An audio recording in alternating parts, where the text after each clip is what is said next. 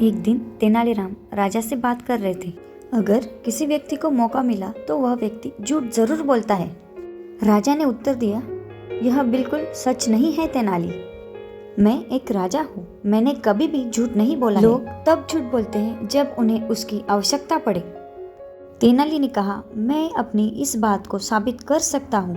तेनाली ने इस चुनौती के लिए 1000 सोने के सिक्के और 1 वर्ष का समय मांगा।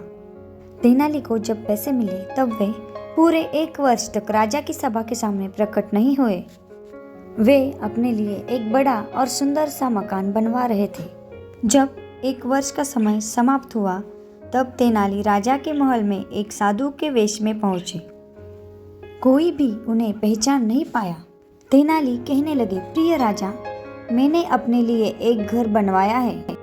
मैं वही रहता हूँ और प्रार्थना करता हूँ।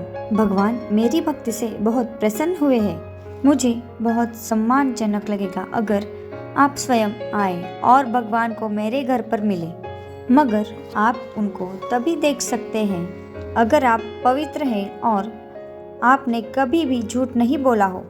राजा कृष्णदेवराय साधु के घर जाने के लिए तैयार हो गए। जब राजा साधु के घर पहुंचे, उन्होंने एक मंत्री को अंदर भेजा, यह पता लगाने के लिए कि साधु सच बोल रहा है या नहीं। मंत्री कमरे के अंदर गया। वहां पर एक बड़ा शीशा रखा हुआ था, मगर उस शीशे में उसको भगवान नहीं दिखे। मंत्री बहुत घबरा गया। मंत्री राजा को यह बताने से डर गया कि उसने जीवन में कभी झूठ बोला है। उसने कहा, हे राजन, साधु तो वहाँ नहीं है, लेकिन घर के अंदर भगवान है। राजा साधु के घर पहुंचे। वह कमरे में शीशे के सामने खड़े हो गए, लेकिन उन्हें शीशे में अपने प्रतिबिंब के अलावा कुछ नजर नहीं आया। राजा ने सोचा, यदि मैं साधु से कहूँगा कि शीशे में मुझे भगवान नहीं दिखे तो वह समझेगा कि मैं झूठा हूँ। राजा कृष्णदेवराय ने साधु से झूठ बोला कि उसने शीशे में भगवान को देखा है। राजा की यह बात सुनकर साधु कुटिलता से हंसा और राजा के सामने अपनी नकली दाढ़ी निकाल दी। राजा तेनालीराम को अपने सामने इस स्थिति में देखकर आश्चर्यचकित हो गए। उन्हें यह समझते जरा भी देर नहीं लगी कि तेनालीराम ने अपनी बात सत्य साबित कर दी।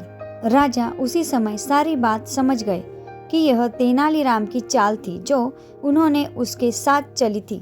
तेनालीराम ने मुस्कुराते हुए राजा से कहा, मैं सोचता था कि राजा ने कभी झूठ नहीं बोला, मगर आज मैंने यह साबित कर दिया कि राजा भी झूठ बोल सकते हैं।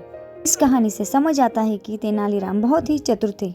दोस्तों, आपको ये कहानी कैसी लगी है कमेंट करके ज़रूर बताना, और अगली कहानी जाननी हो तो चैनल को लाइक, शेयर एंड सब्सक्राइब ज़रूर करना।